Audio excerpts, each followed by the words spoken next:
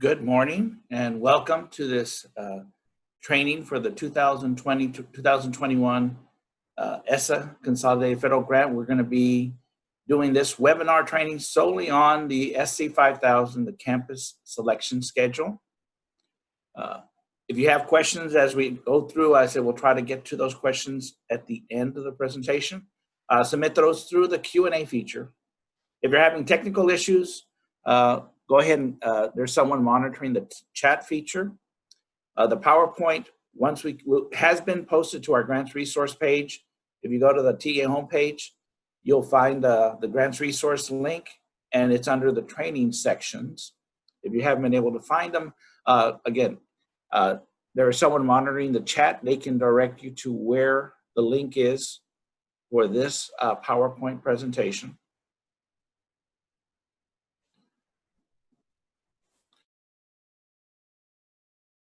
To go through this and give you a little bit more detail on completing this schedule. This schedule is one that a lot of people have the most difficulty completing. Local LEA must maintain to make sure they're following the requirements of statute. So today we're going to go through real quick where the data comes from that you see that populates on there, looking at the eligibilities of the campuses, what you could use for basis of eligibility, your campus statuses, the assurances for all of these different types of statuses. And then we'll go through and completing some of the things in the SC5000. And then we'll look at some of the things in statute that we won't see on this schedule, but the LEA is required to make sure that you have a system to verify how you're determining the per pupil allocation that goes to each campus based on your eligible Title I students, and some of the rules that have to apply as you're allocating these funds to each of the campuses. And if we have time, we'll go through some of the questions and answers and try to answer most of these questions. Some of them, if they're very specific, I may ask you to contact your negotiator so they can look at the application and help guide you through that. It's easier for us to see what you're completing to give you a more concise answer for your LEA, because these are all general questions, general answers that may not apply to some LEAs and they apply to others. So let's go ahead and get started.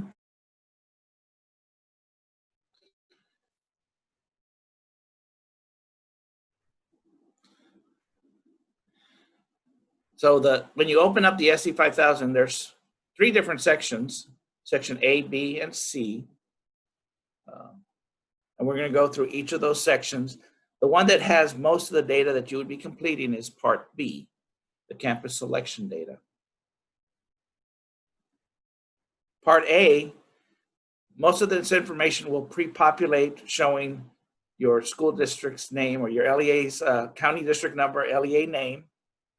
The only thing that is required for you to go in is to put in your total low income percentage. Total income percentage is based on a formula, and if you go into the instructions for this, it shows you that you're looking at your total number of students, and you divide that by your total number of Title I eligible students based on the low income percentages or the poverty data that you're using to determine that low income percentage.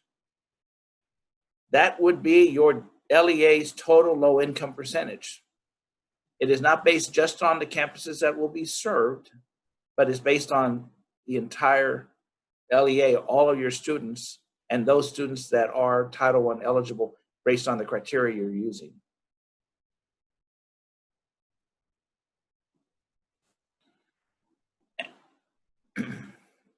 And then section B is the campus selection data. The information, there is some information that we actually get from the ASTED database system. So that usually will populate. It shows the campus name and then the grade levels according to what's in ASTED If you've had a campus that closed within the last 2 years, sometimes those will still show up on this schedule. The only reason is we aren't the only ones at TEA that use the ASTED database information. There are other divisions within TEA that they use for validations.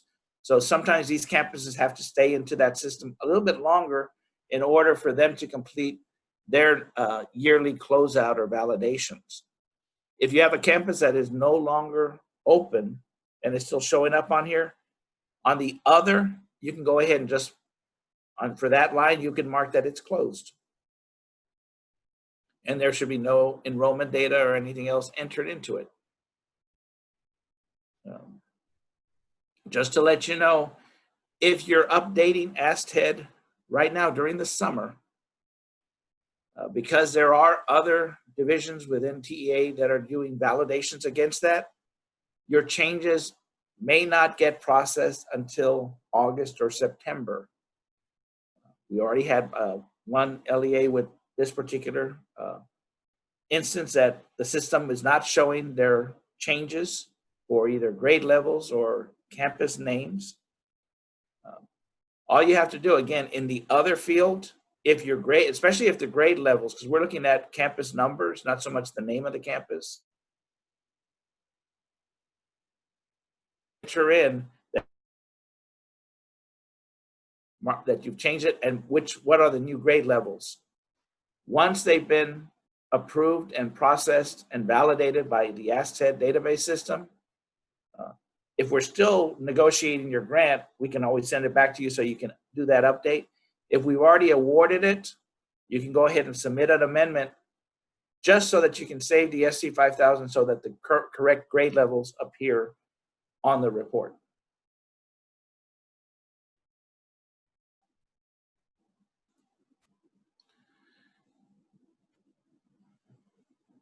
And of course, since last year, we do have a new feature that they added into the SC5000. It's a button that says copy prior year data.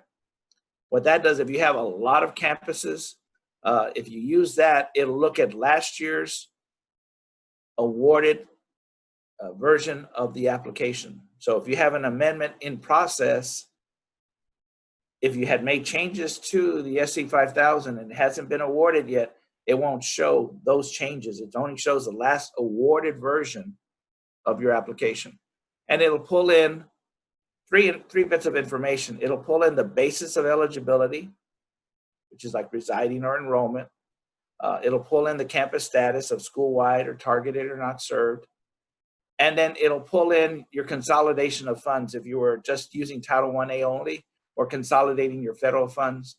However you had it completed and saved on the last awarded version, it'll pull in that information. Any new campuses that have been entered since last year's application will be blank and you'll have to go in and fill that out. Just remember, just because it pre-populates this information, you can always go back in, and if there has been a change on how you're consolidating the funds or the status, it may have been a not served campus last year, but based on new information on your campus low income percentage, it may be eligible to be served. So you can always go back in and update those before you submit the application in.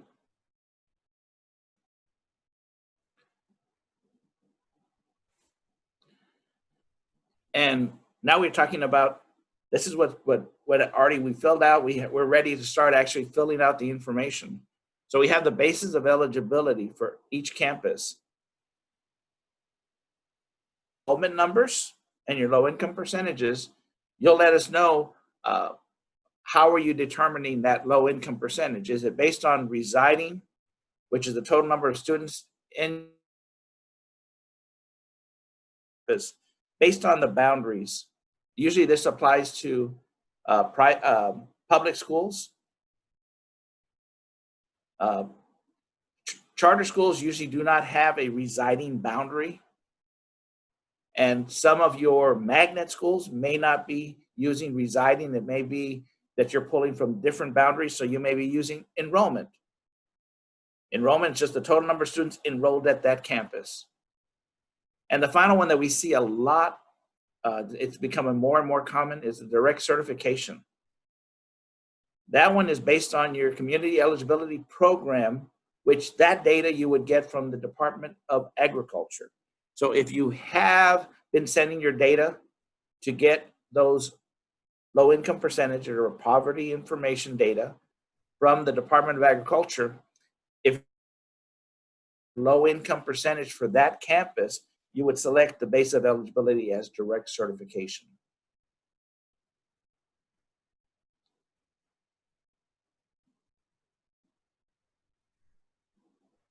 And of course, there are more bases of eligibility, and we will get into those when your campus cannot be served under the normal circumstances and you want to serve it using other bases of eligibility. And we'll go into those a little more detail as we progress on this presentation. So let's first determine, after we've gotten our low income percentages for the campuses, how do we determine if the campus is eligible to be served? So for multiple attendance areas, the campus has to meet at least one of these criteria. It must have a low income percentage of at least 35% to be a Title I eligible campus. Or that campus has to have a higher low income percentage or equal to the district's low income average. That's why it's important you do calculate your district or LEA's low income percentage according to the correct formula for all your students, so that those campuses that are at the borderline may be eligible to be served. We do have some districts where the LEA's low income percentage is at 31%. So any campus that has a low income percentage above 31 can be a served campus. For a single attendance area, all campuses are Title I eligible, so they can be served. The definition for a single attendance area, UA has an enrollment less than 1,000 students, or your active campuses with enrollment, and you do not have any grade level duplication. Have an elementary, middle school, and high school. You may have over 1,000 students, but your grade levels for elementary are K through 5, your middle school is 6 through 8, and your high school is 9 through 12. There's no overlapping of a grade level between those campuses.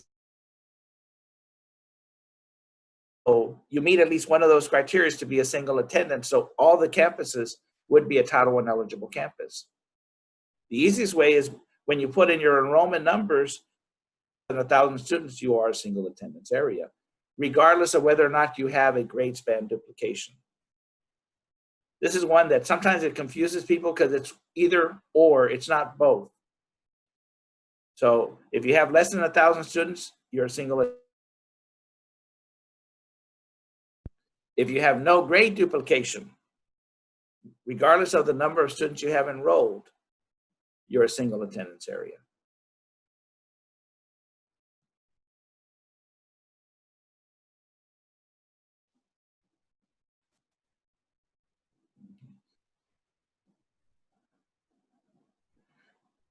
So now we have identified which campuses, based on that criteria, are Title I eligible. So now we have the campus selection status. This is the kind of status whether we're going to services we can provide, and it's up to the local LEA and especially the campuses how they want to serve their campus. So make sure you have that consultation with your campus to determine the campus improvement plan, their needs, to see what would be best for the campus to serve those students. To serve a campus school-wide, and this is for whether it's a single attendance or a multiple attendance area, the campus has to have a 40% or more in the low-income student data. So if they're at 40%, they're automatically can be served school-wide. School-wide, just basically what school-wide allows you to do, it allows you to do the allocations for those Title I eligible students at that campus. Those funds can be provided for all students at that campus because it's a school-wide designated campus.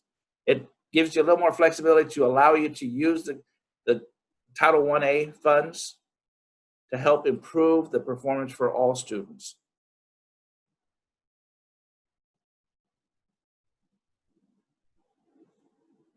And then there's the targeted assistance. Any campus that is a Title I eligible campus can be served targeted assistance.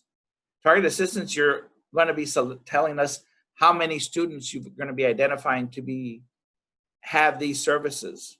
So there is a specific criteria, and when you select that assurance, it tells you, and in our guidance documents, it goes through what is the criteria that you have to use, and there's different bullet points. So the targeted assistance students that are most in need for that campus. It's always recommended that if the campus is 40% or above, you can use school-wide, but it's a local decision whether you want to use school-wide or targeted assistance. You could have a campus that's 50%, but based on your needs, you want to serve it as targeted assistance for just those students most in need. That is your option. The other two campus selections are usually not served or skipped. So if a campus is not served with Title I funds, but it should be based on the low income percentage and the campus needs, or you would skip, and we'll go into when we use skip a little more in detail on another slide. But the most common one is when you have a multiple attendance area and it's above, the low income is above, those are automatically, if you're not going to serve them, it's a skip. And there is an assurance saying that you are providing similar services with other funding sources for that skipped campus.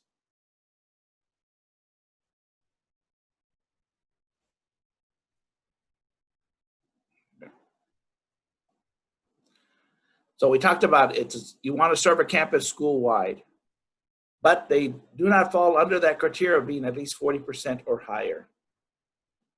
So here are the different types of base of eligibility we can use rather than just use the regular residing, enrollment, or direct certification.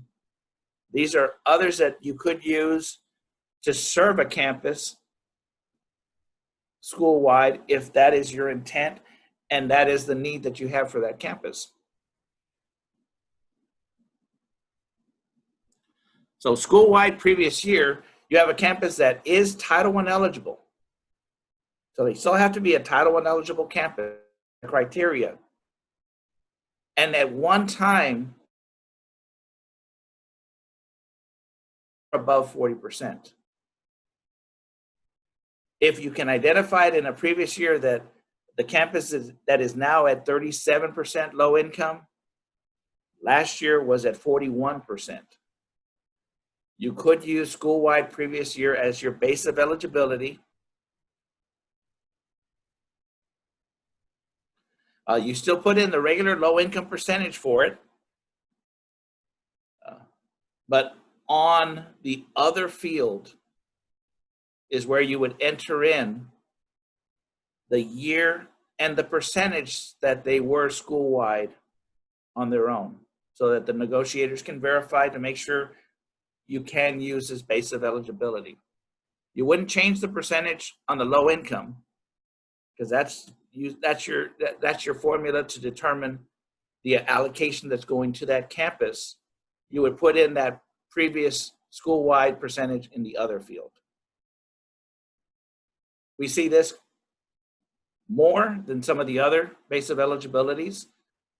We do see feeder pattern sometimes. Feeder pattern, you can use it if a grade span, a campus that feeds into that campus is school-wide. So let's say you have an elementary school that is at 45%, and they're school-wide. You have a middle school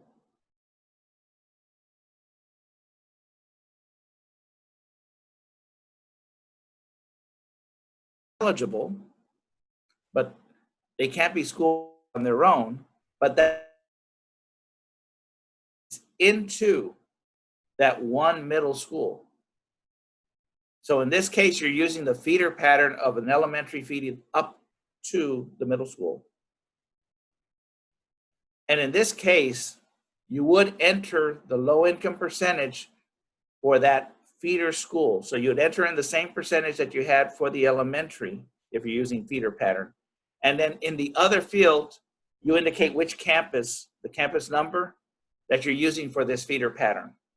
The reason why we do ask this is the example I'm giving you is a one campus to one campus. On the instructions and on the SC5000 guidance document, there's examples of how you calculate when you have two or more campuses that feed into a single campus, how you determine the low income percentage for feeder pattern for that campus to see if it becomes a school-wide campus or eligible to receive funds. I say eligible because you may have two campuses that are served, one campus that's not, and all three of those campuses feed into that single campus. When you do the formula, the campus that you want to use feeder pattern still don't meet the criteria of being at least 40% to be able to use feeder pattern. So you do have to, I would always go and look at those instructions. The negotiators have copies of that also. So if you're not sure, contact your negotiator. They can look at what you're trying to do to see. We're here to help you and try to make sure that we can get as many campuses to be served based on your needs. The last one we see very often is the one-year transition. One-year transition can be used if a campus was school-wide previous year, but now they're no longer Title I eligible. We talked about that one campus that was at 37%, but in prior years they were at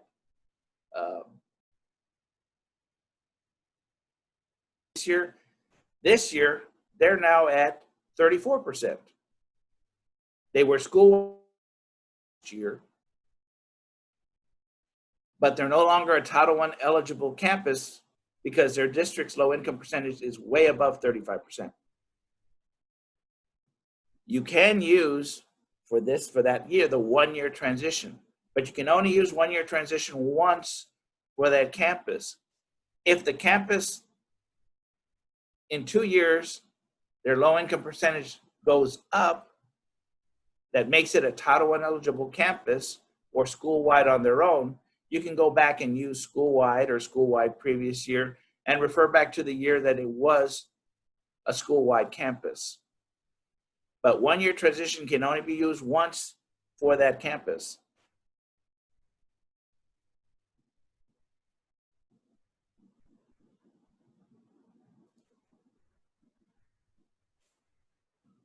And just, as I said, a school-wide previous year, and here's more detail.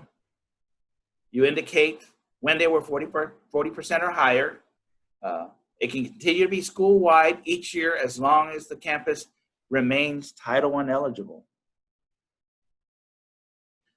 And we talked about the feeder pattern.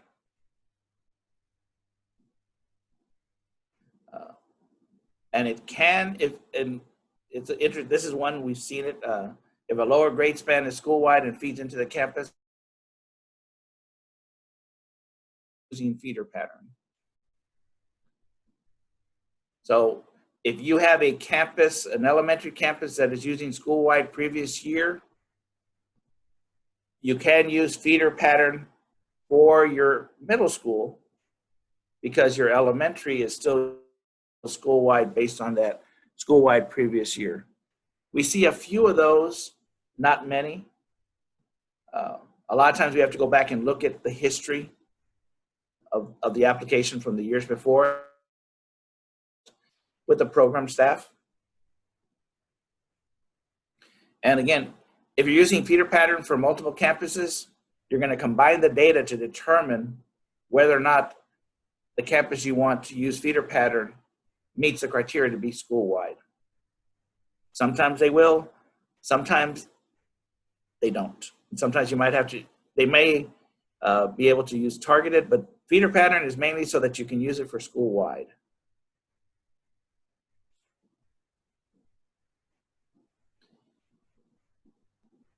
And we already talked about the one-year transition. A one-year transition, you can use it either for a school-wide or a targeted assistance. If you have a targeted assistance campus that is no longer Title I eligible, you can use a one-year transition for that targeted assistance. Just to let you know, all campuses that at an LEA that is a single attendance area are Title I eligible. So they can always be served as targeted assistance, even if they don't meet the eligibility to be school-wide. And your last option, after we've exhausted the hierarchy of being able to serve other campuses that don't meet the criteria on their own, the next option is a waiver for school-wide eligibility, if they qualify.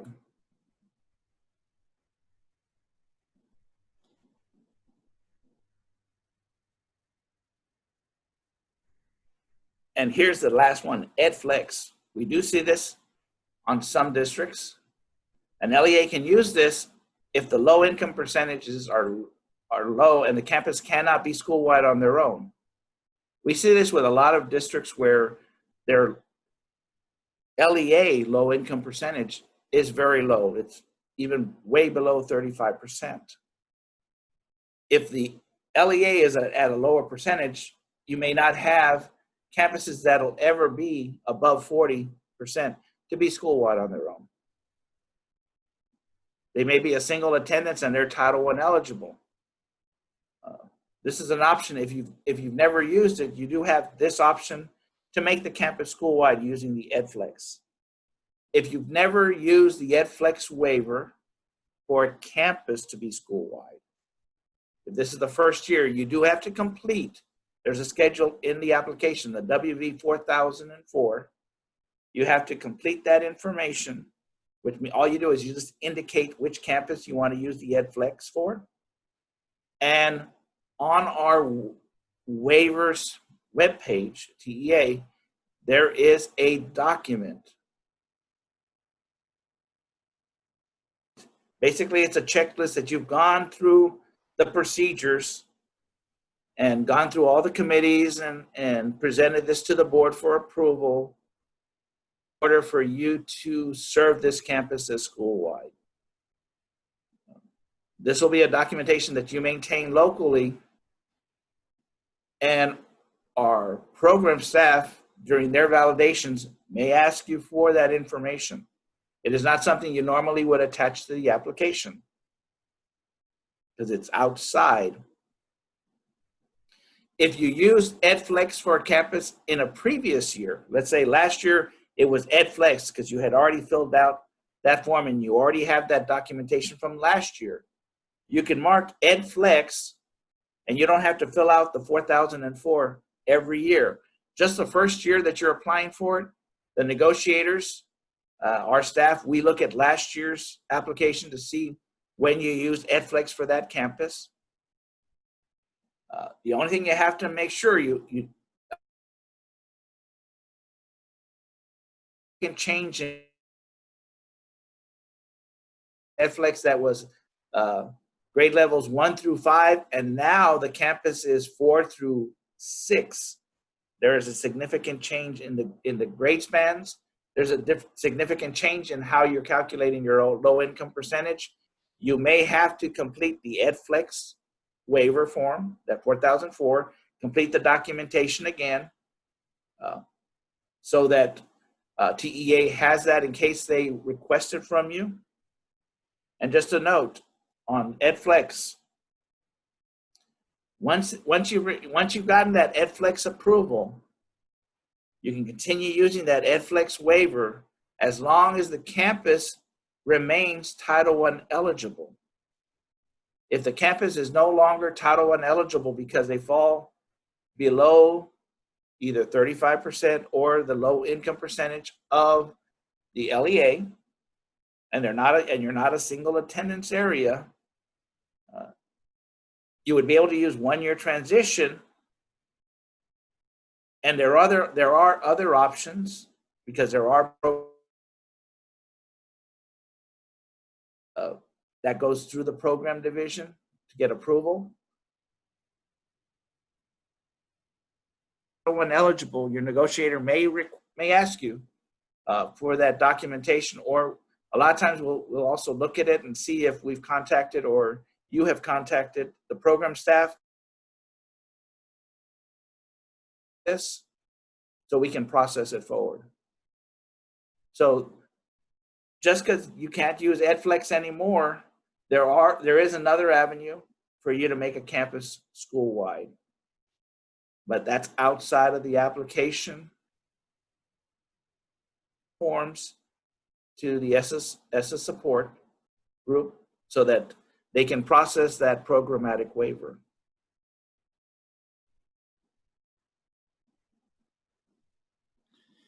And if the programmatic waiver for Title I eligibility has been approved, 2004, for that campus, and your negotiator will just confirm it, and then we can process the grant forward for that campus to use EdFlex to be school-wide. And it's exactly what I just talked about. The first year that the campus requests the waiver, you can use 1-year transition, and then and once it's approved, if you get that programmatic waiver, then you just complete that 4004 for that year.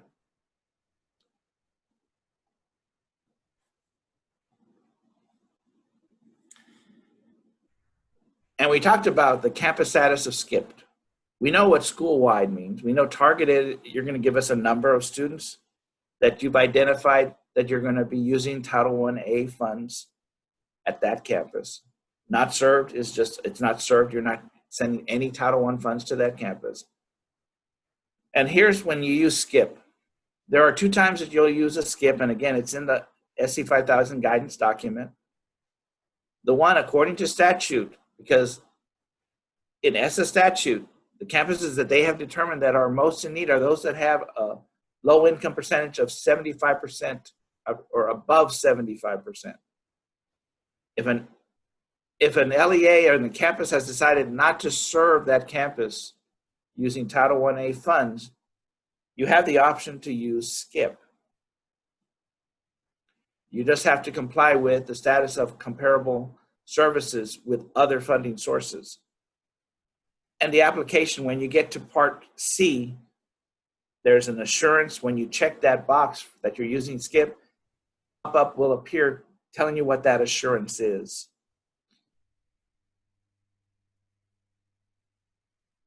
If it's correct that it is a skip, and you've used skip in the past, we'll process it forward. If this is the first time you're using skip for that campus and it was served last year, there is a possibility you may get an email or a phone call from your negotiator just to verify it before we move it forward. It could have been chosen accidentally because it's a drop list. You may have wanted to serve it and you accidentally marked skip. So sometimes we'll just double verify it. The other time you're going to use a skip is when you have a campus that is being served that's under 75%, but you have another campus that is not served that has a higher low income percentage. And both campuses have the exact same grade span. We sometimes see this where you have a middle school that's 6 to 8 and it's at 52% and it's not served. Then you have another campus, grade 6 to 8, that's at 45% and it is served school-wide. for targeted assistance.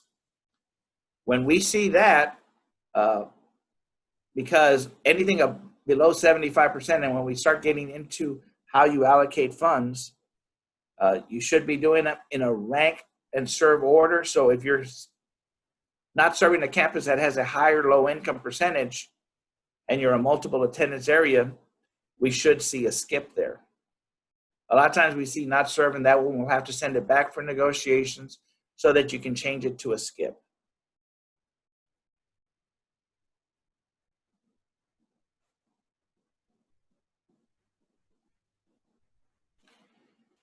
And then, of course, the last thing you have here is that pre-populated was the consolidation of funds. The most common one we see is Title 1A only. The campus is not consolidating their funds. They're using Title I Part A funds at those campuses.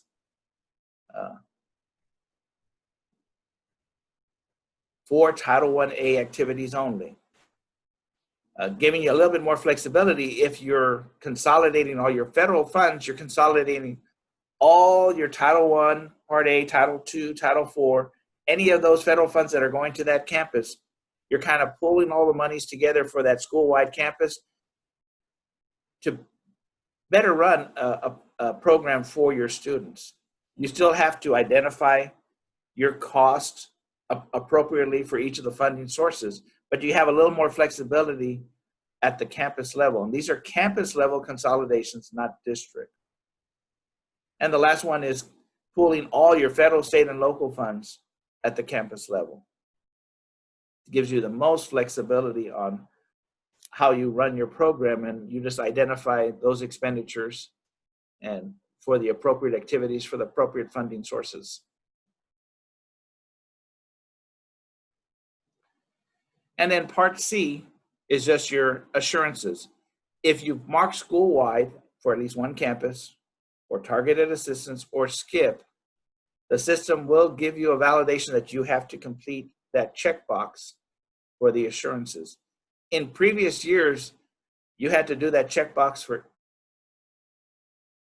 we simplified it, made it a little easier where if you have 35 school-wide campuses, you only have to check that assurance for one time for all 35 campuses. Same thing for targeted, or if you have at least one skip.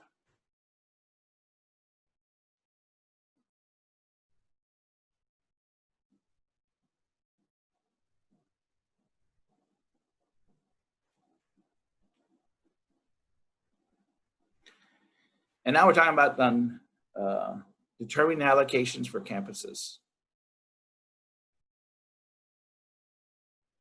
So what statute says is all campuses that are above 75% should be served. Those are the ones that are most in need of these services.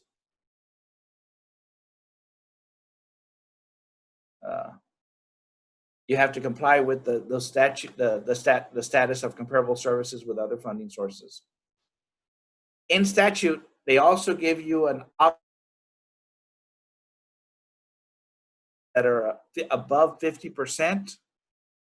You can consider those campuses of as greatest need that are with the above 75% and give a little bit more to those, even though there might be other campuses that are between 75 and 50% that have a higher low income percentage.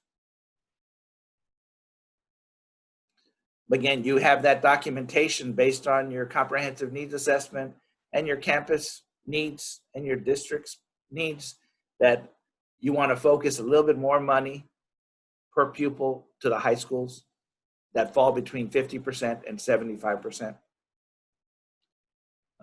When you determine your per pupil amounts, it needs to be either equal to or in descending order based on that low income percentage. So you do a rank and serve order for campuses above 75.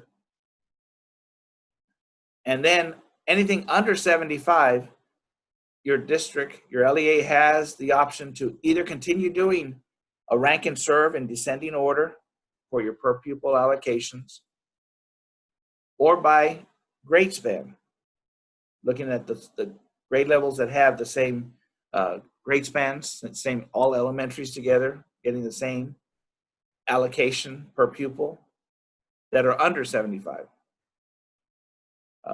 And I note, single attendance areas, you're exempt from this rule. In last year's application, you were required to put in that per pupil amount, and we did validations to make sure you were following the rule of rank and serve or grade span grouping. This year, the application doesn't have that. Have it on the application. You are required to maintain that documentation to assure you're in compliance. And how you determine your per pupil allocation is based on the amount that you're receiving for Title I-A funds. And again, I always refer back to that SC5000 guidance document, because it does show you that you look at your allocation, your planning amount, you subtract any district reservations, which includes the amounts that are going to PNPs, your private nonprofits. The remaining amount is the amount that's going to be used to serve your campuses. So you would use that dollar amount divided into the number of Title I eligible students, not your total enrollment. Even if all your campuses are served, the per pupil amount is based on Title I eligible students, because that's how the formula is calculated. So at the LEA level, you would use that same thing. Divide that by your Title I eligible students. That gives you your starting point, your mean average that each student that's Title I eligible should be receiving. So you can use that, and then based on those served campuses, you can go in and look at how many Title I eligible students are at that campus and multiply it by that. And that gives you the starting point on the allocations that are going to that particular campus. That's your starting point. That's where you're going to start from. Based on your needs and based on the needs of the campuses and based on those low income percentages, you may go in and maybe give a little bit more per pupil above that mean average to campuses that are most in need. We have seen in some cases where you have above 75% and they all get a certain amount, and then below 75%, your needs say that your greatest need is at the elementary school or at the middle schools. So you may decide, we're going to give a little bit more per pupil to the elementary schools and a little less to the middle schools and high schools of under 75%. As long as they're still following that rank order, under 75% based on low income percentage, you're still complying to the statute. But it's based on your needs, and you have that documentation to show that that was your greatest need for those campuses under 75%. Again, for single attendance areas, you don't have to follow these specific rules. If your elementary has the lowest low income percentage and they're all above 40, they're all being served, and you want to give a lot more money to that one and they're all above 75%, you can do it and not have to worry about rank and serve for single attendance areas. We won't see that information on this application. It's something that you have to have. If an auditor asks, how did you make these determinations? As long as you've completed and you can identify that you are a single attendance area based on the criteria of statute, you're exempt from the rules of that's on this slide. And again, to calculate the per pupil allocation, you can find it on the SC5000 guidance document. It is a well thought out document. It has a lot of examples in there. It gives you a lot of information for you to do your worksheets to make sure that you're giving the allocations appropriately to those campuses.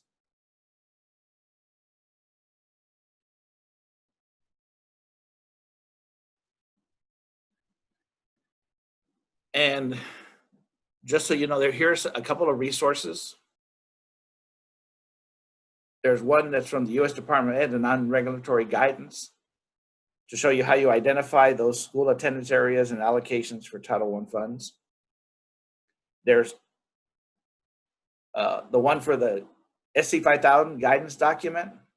And of course, there's the instructions on the SC5000. When you actually open the schedule, if you hit instructions, you'll see some information in there that also provides you with some examples and how to complete the different areas within the application.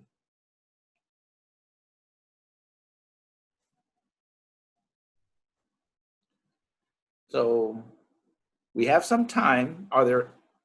I'm sure we have some questions that we should be able to answer.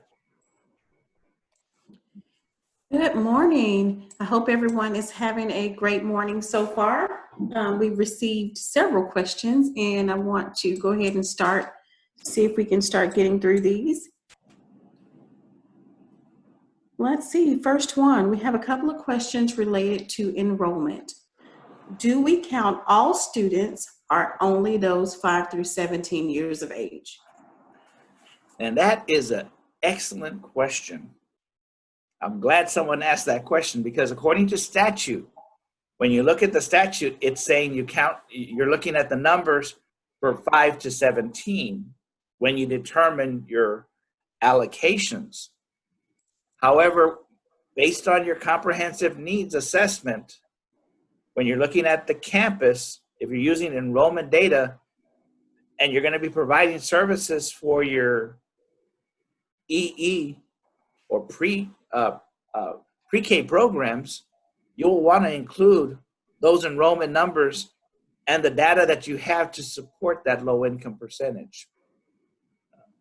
All I can tell you is that when you do this, make sure that you have it in your policies and procedures, how you calculate this, and you're consistent for all your campuses. You don't do this just for one campus and not for another. You should be consistent on how you're collecting and reporting this data. But that's a good question. Statute just says you look at 5 to 17-year-olds. But we do have a lot of pre-K programs in the state of Texas. And some of those pre-K programs, you do have siblings that are in older grade levels that are at other campuses. So depending on your policies and procedures, if you're counting the entire family, I would include those enrollment numbers.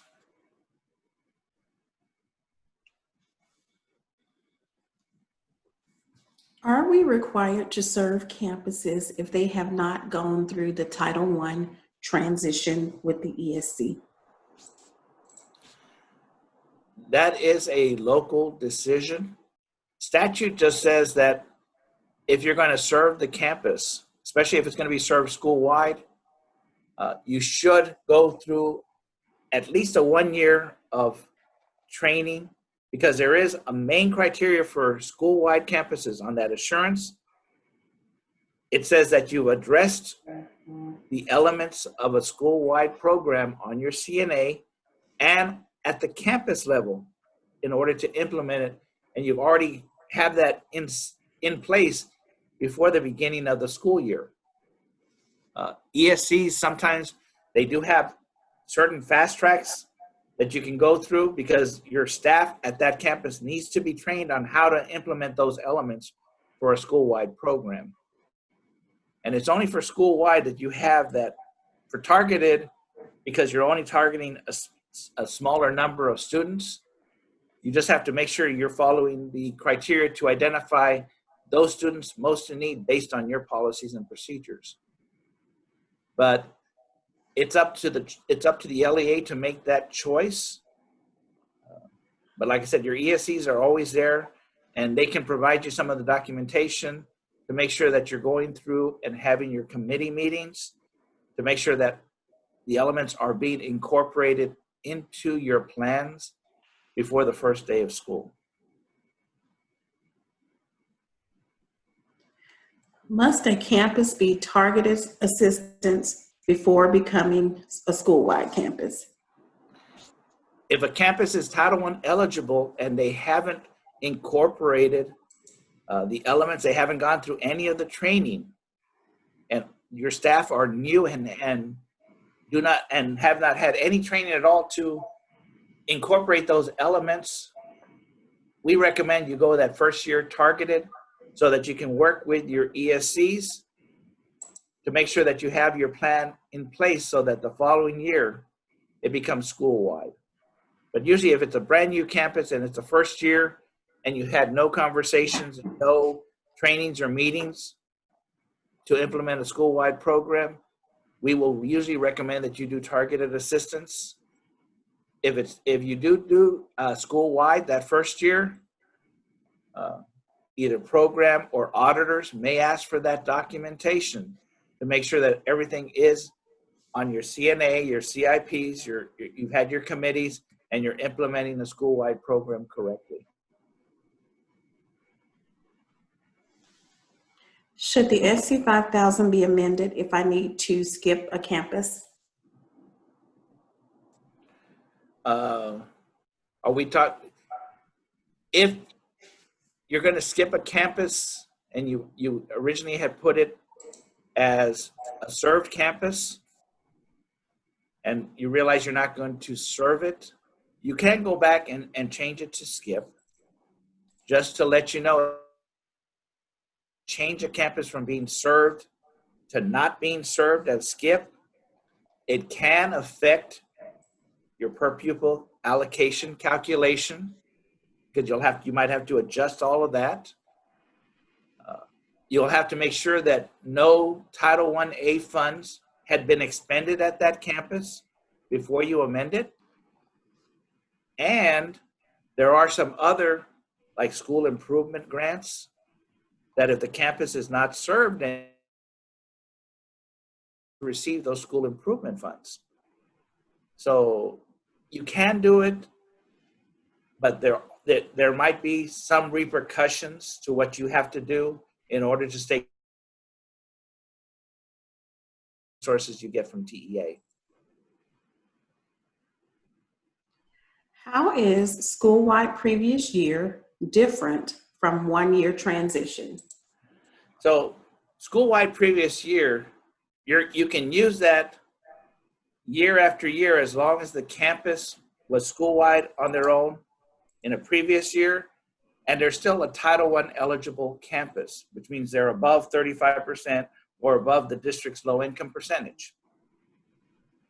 Once they fall underneath that Title I eligible requirement, you can't use school-wide previous year. You would have to use a one-year transition to possibly either one is the following year, your data brings it back up to be school-wide on their own. But that's the main difference is the one-year transition just gives you one extra year to be able to serve that campus to see if there is either one is maybe it could be the campus is being changed. You're going to be moving grade levels and actually that campus is going to, those students are going to new campuses. But you want to make sure you have funds to serve them for that one-year transition before the campus changes. So there's different reasons why you would use 1 year, but on the application, it would be only because you are not Title I eligible at that campus to be able to use school-wide previous year.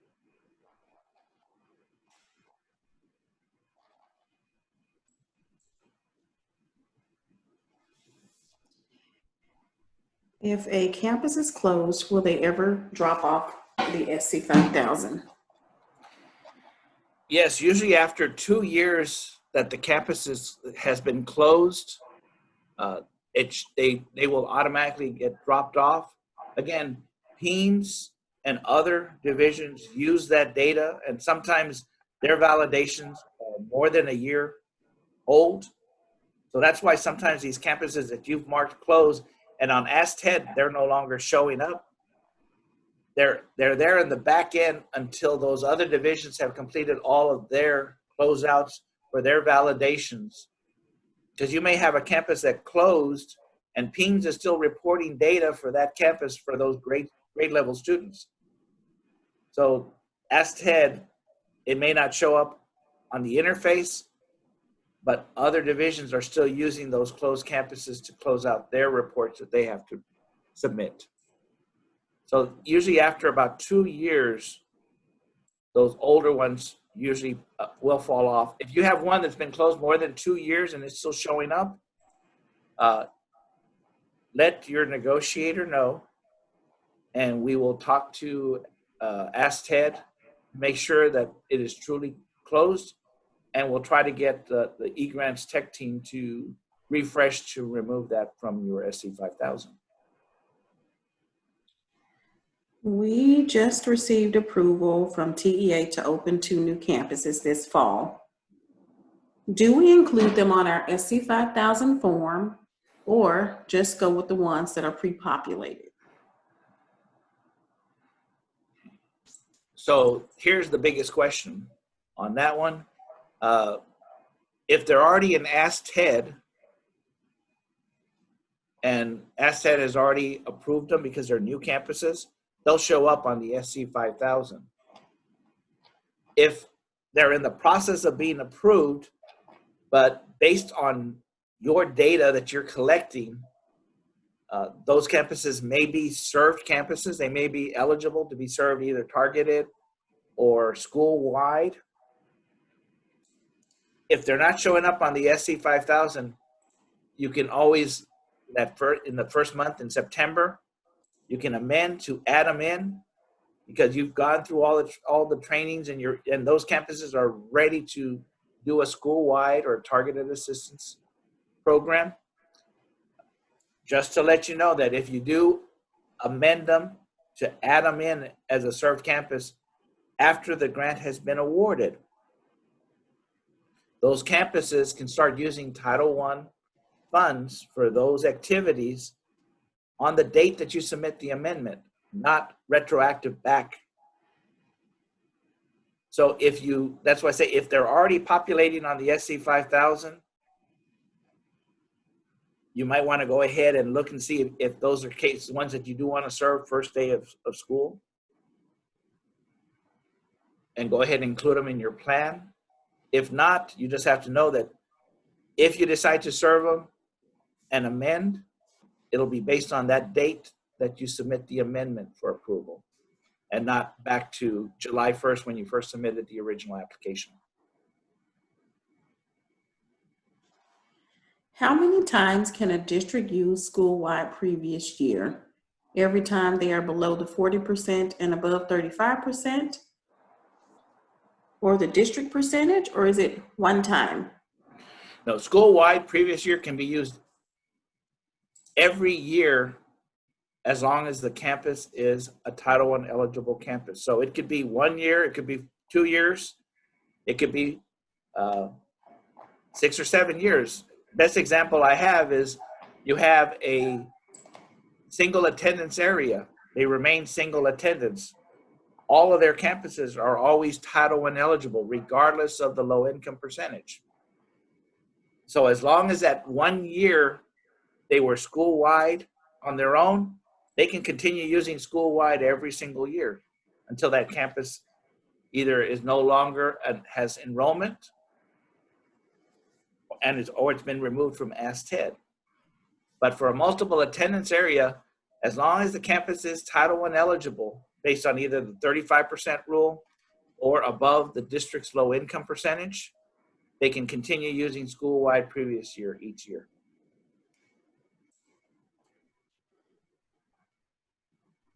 Carlos, can you go back over feeder pattern? There was a little bit of confusion about feeder pattern. Do you have an example?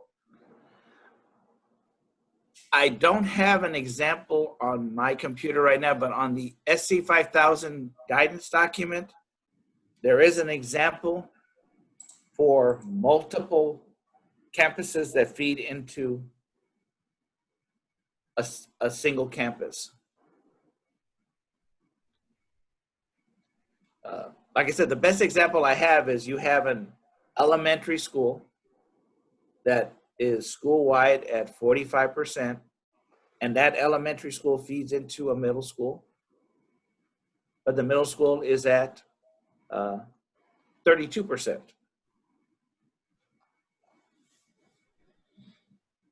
you're using the feeder pattern from your elementary to feed into your middle school. You notice for school-wide previous year, the campus has to be Title I eligible. For feeder pattern, we're basing it on the eligibility of that campus that feeds into that other school that you want to serve. So in that case, you're actually using that 45% as your low income percentage for that middle school, using feeder pattern for the elementary campus that's feeding into them.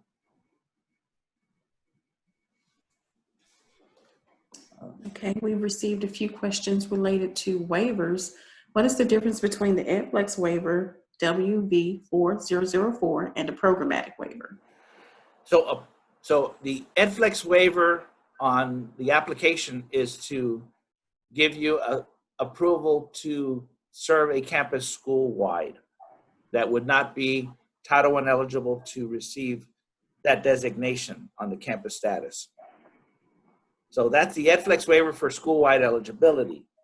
A programmatic waiver, and there's different programmatic waivers. The programmatic, bless you. The programmatic waiver, and our program staff are more fluid on the programmatic waiver. There's different reasons that you can use a programmatic waiver. That one is to allow you the flexibility to waive a certain requirement in statute for your district or your campus. One that we use for this would be to waive the requirement of being a Title I eligible campus. The programmatic waiver you're going to request so that the campus is not using that criteria of the 35% or above the low income percentage to determine Title I eligibility.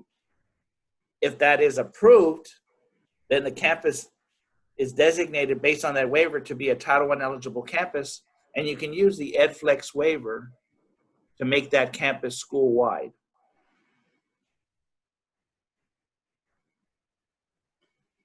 Is there a minimum low income percentage required to qualify for EdFlex?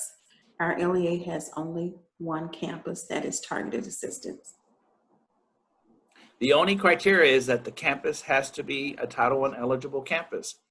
If you're a single campus, you're a single attendance area, that campus is Title I eligible. And you would be able to use the EdFlex waiver to make it school-wide.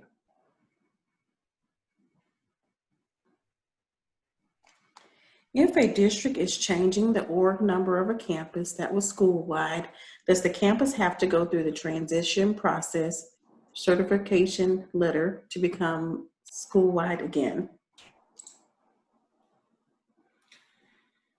That one, it all depends on if you have a major transition, if your staff have drastically changed, or the grade levels have drastically changed.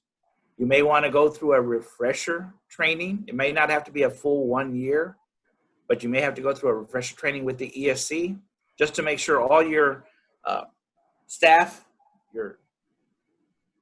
fully understand how to implement that school-wide program. And you can have that documented.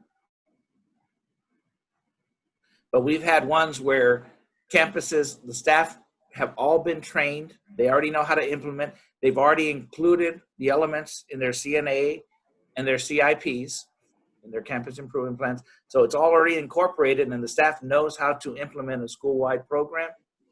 And they might not have to go through that whole 1 year of training to make that campus school-wide. But I would discuss that with your contacts at your service center to see if there's just 1 or 2 trainings that you need to do, and just make sure you have all these items checked off to implement that school-wide at that new campus, based on that it's changing campus numbers, or it's changing grade levels, or there's staff that have left and new staff are coming in.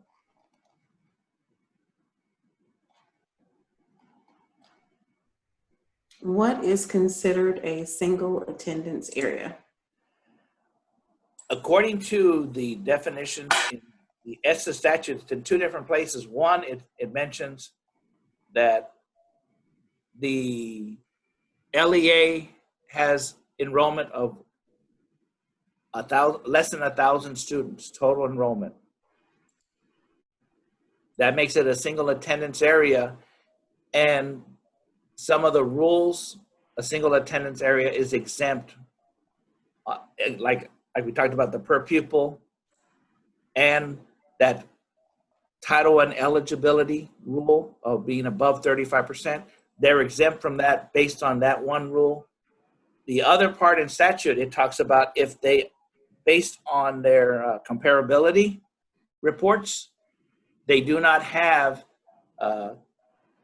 campuses that they can do a comparison.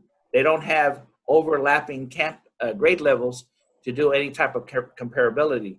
They could be a single campus LEA, or they could be an LEA that has only one elementary school, one middle school, and one high school. So the key is one or the other. They're either under 1,000 students total enrollment, or the campuses that do have enrollment, that there's actually students at those campuses. There is no overlapping grade level. There isn't a sixth grade in one campus and a sixth grade in another campus. So that's why those grade levels on the SC5000 are very important, because that determines sometimes if it's a single attendance, and some of these rules in statute apply.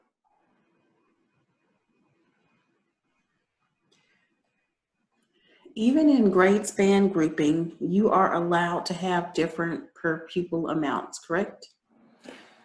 That is correct. But if you do have the same grade levels, let's say you have 5 campuses that are grades 1 through 5, they're all elementary schools, they're all under 75%, and you're using the grade span grouping.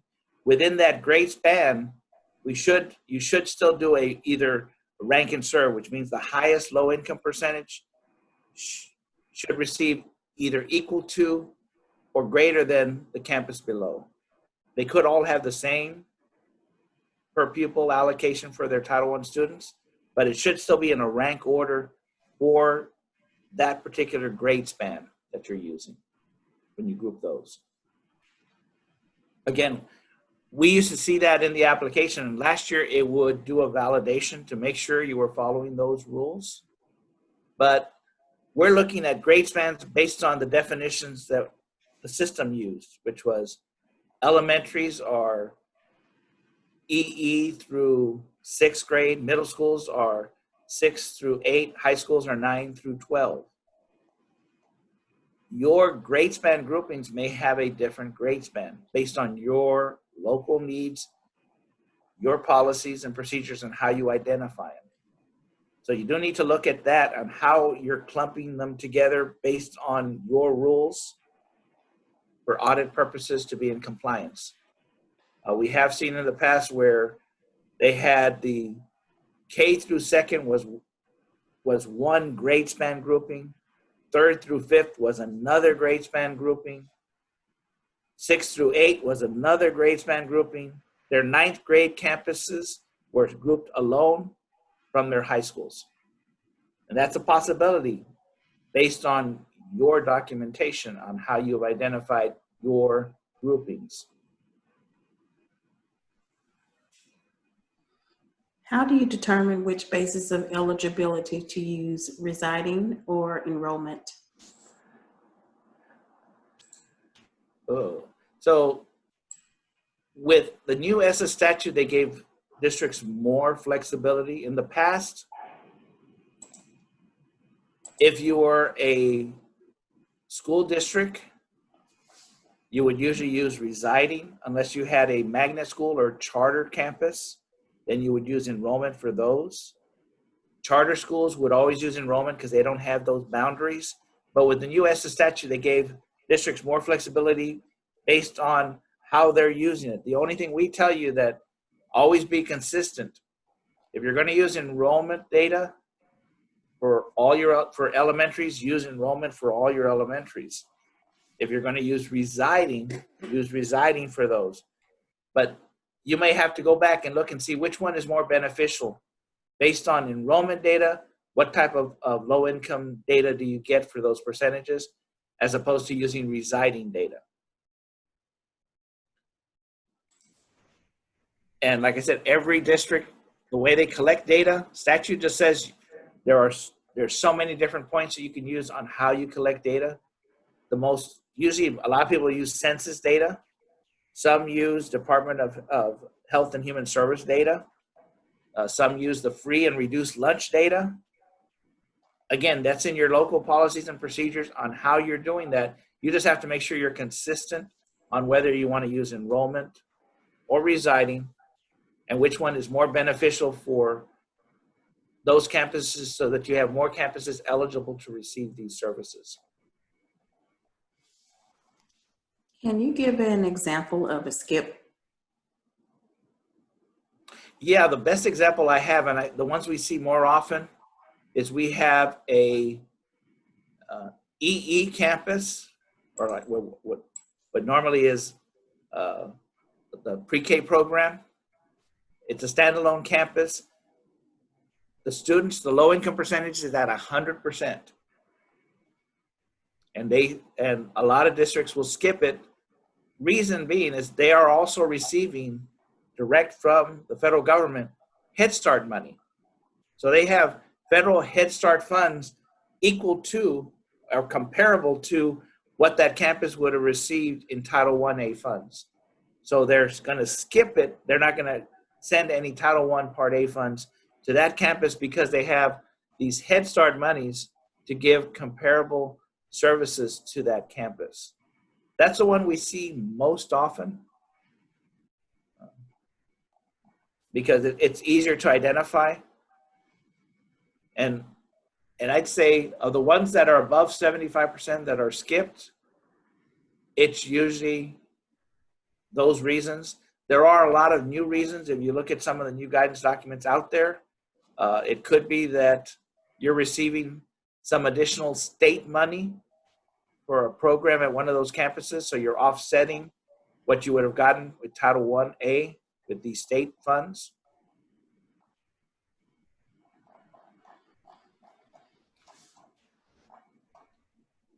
If we are a CEP, are we required to use this as the basis of eligibility, or can we select residing because we do have a PMP? Overall, can we select between the two, whichever works best? Again, it's whichever works best, as long as you have your documentation and rationale as to why you're selecting residing instead of your CEP or direct certification. I know the most flexible is usually the CEP data, and it's not one of the resources on there, but somewhere on our website, if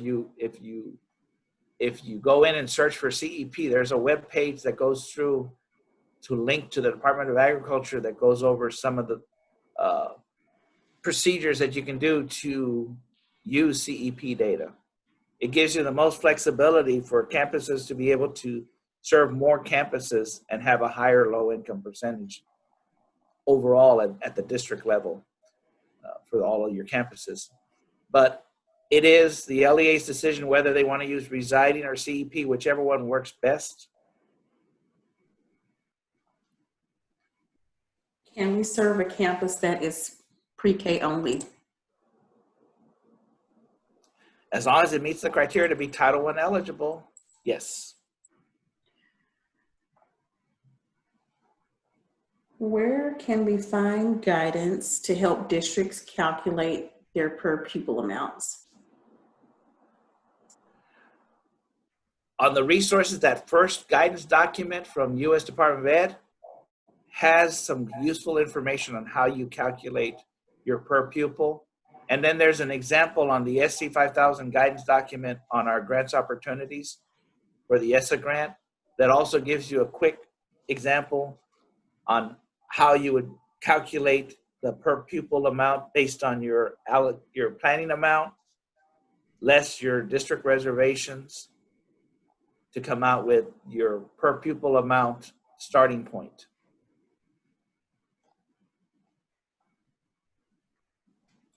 Let's see, did you say that you could choose to use enrollment for one grade span and residing for another?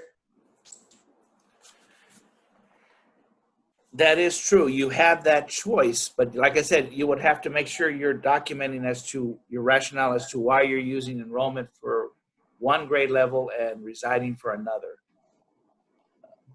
We have seen a few districts that do that. Most of them are either using all residing or all enrollment.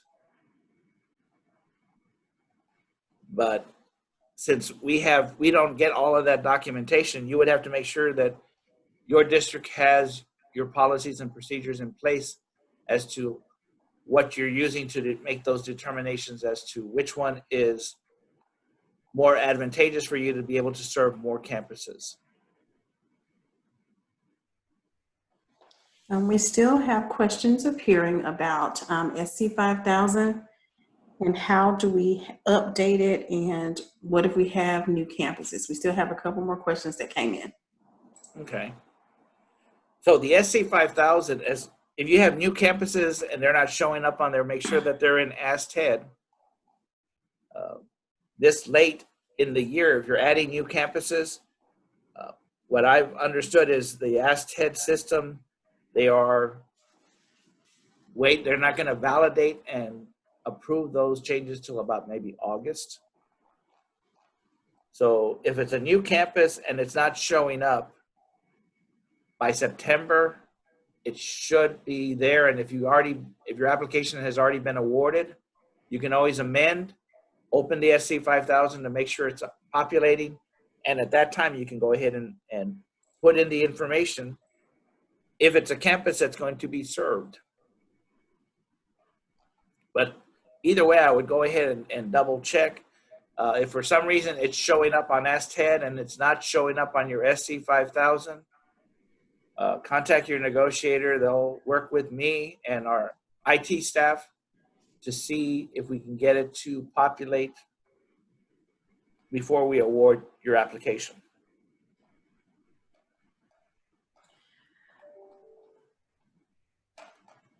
Does a district need TEA approval in order to complete the WV 4001, 4004? To complete it, you don't need pre-approval, though you do have to make sure that you go to our waivers page, make sure that you have that documentation and that you've completed it in order to request that waiver. Program staff, they will look at any waivers that were submitted this year, and they may be asking you for that validation document to make sure that you meet the criteria to use that EdFlex waiver for school-wide.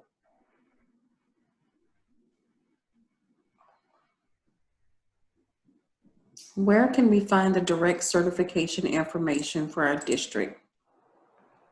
That you have to get from the Department of Agriculture, U.S. Department of Agriculture.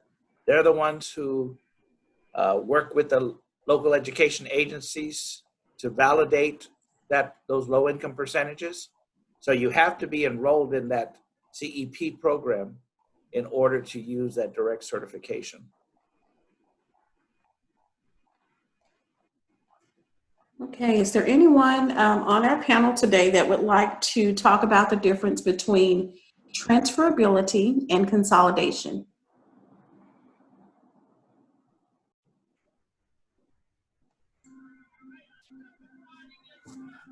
Hi, this is Dee Dee Garcia. Good morning. I can speak to transferability because USDE has never given us if there's a distinction between funding transferability and consolidation. But the purpose of funding transferability is, one, every district in the state is eligible to utilize funding transferability from either Title II, Part A, or Title IV into an applicable program, and you can find those programs on your PS 3109.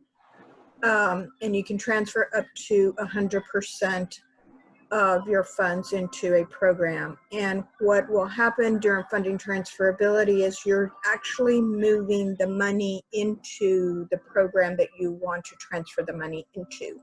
In your budget, it will still remain with the original program, but once you move that money, then that money will then take into account the identity of the program that you are transferring to, meaning that it will now adhere to the requirements of that program that you've transferred the money into. I hope I've answered your question. Thanks.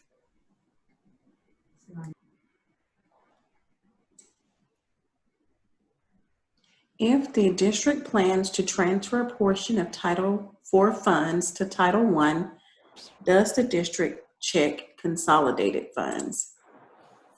If you're using transferability, it actually will show up on your PS 3101, and that would be your total amount that you're using for your plans to determine your per pupil allocation. So any transferred amount shows up there, so you would use that as your total amount for Title I Part A, less your district reservations, and that balance is what you're going to use to figure out your per pupil.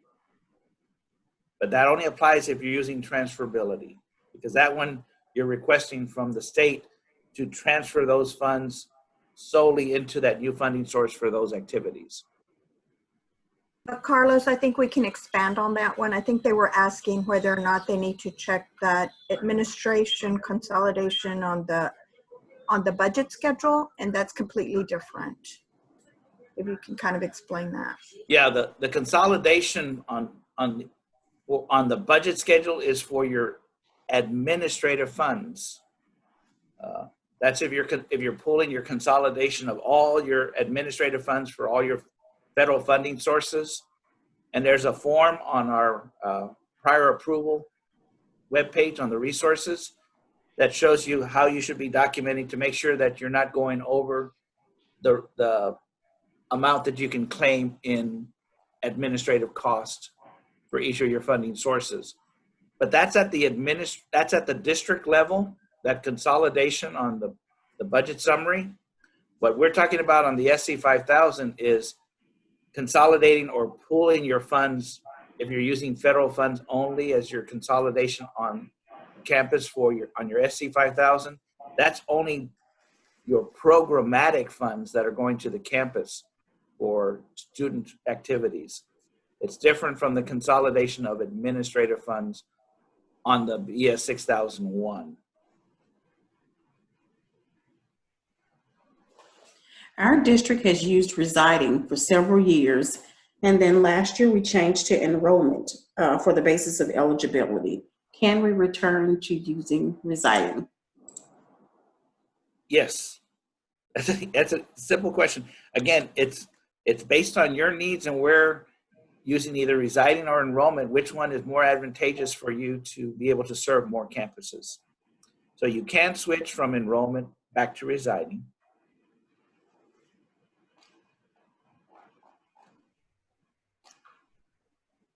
If we close the campus at the end of 1920, do we need to amend our 1920 application? No, because once you submit your 2021 for that campus, if it's closed, you would just indicate it that it's closed on that other field, and you would enter 0 enrollment, 0%, and none for basis of eligibility and not served. And you can put on the other just closed in 19-20.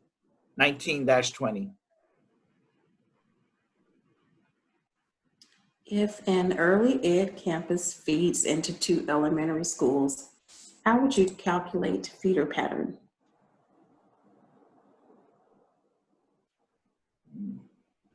Well, since it's one campus that feeds into 2, you're using the low income percentage from that one campus to determine if you want to use feeder for both the other 2 campuses. You would use that same percentage. Because you're feeding up to those campuses based on the low income percentage of that early ed campus.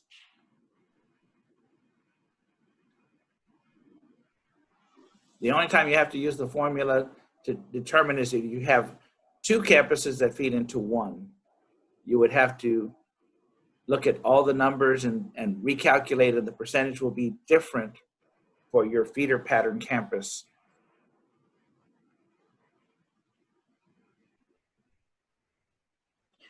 What is the max percentage allowed in Title I for district reservations? There isn't really a max, but remember Title I Part A, those allocations, the formula is used based on student information. So it should be funds that are going to support student activities. In the past, we've always recommended less than 30%. But with new ESSA, we're looking at the content. We shouldn't see 100% at the district and nothing going to the campuses. But it should be a reasonable amount, and you would have to defend, when it's a large percentage staying at the district level, how you're using those funds to support student activities and to help promote student performance.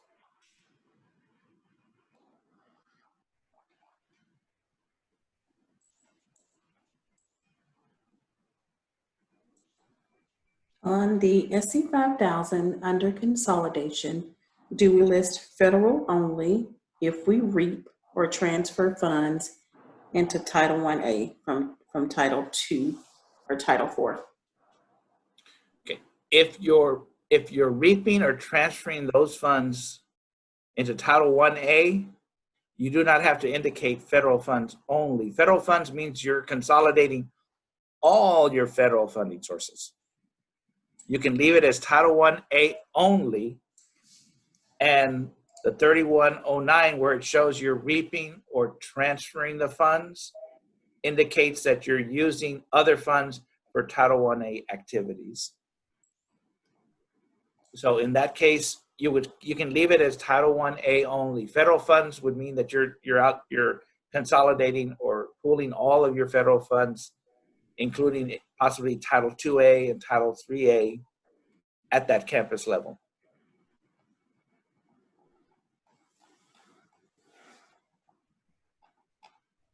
Okay, we are about out of time this morning for questions. Some of you had questions specifically related to things that you are experiencing in your own district. If you have questions, you can feel free to reach out to your negotiator. And I'm going to turn it back over to Carlos for any final remarks.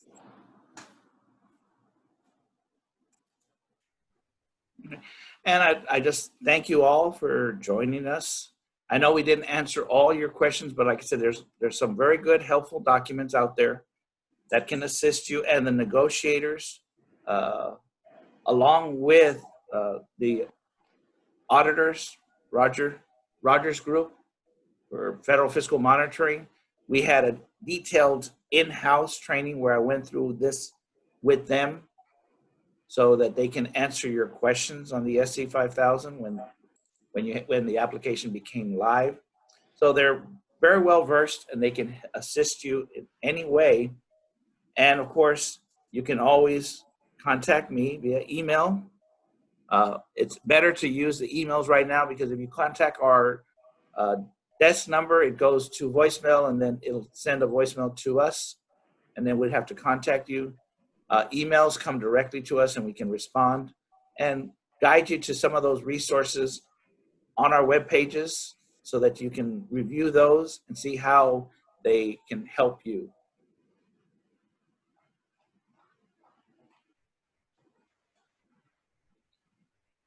And I thank you all. I appreciate you all sitting through this. And during the summer, it's a unique situation. We will get through all of this. And like I said before, have a great day today and a better one tomorrow. Thank you.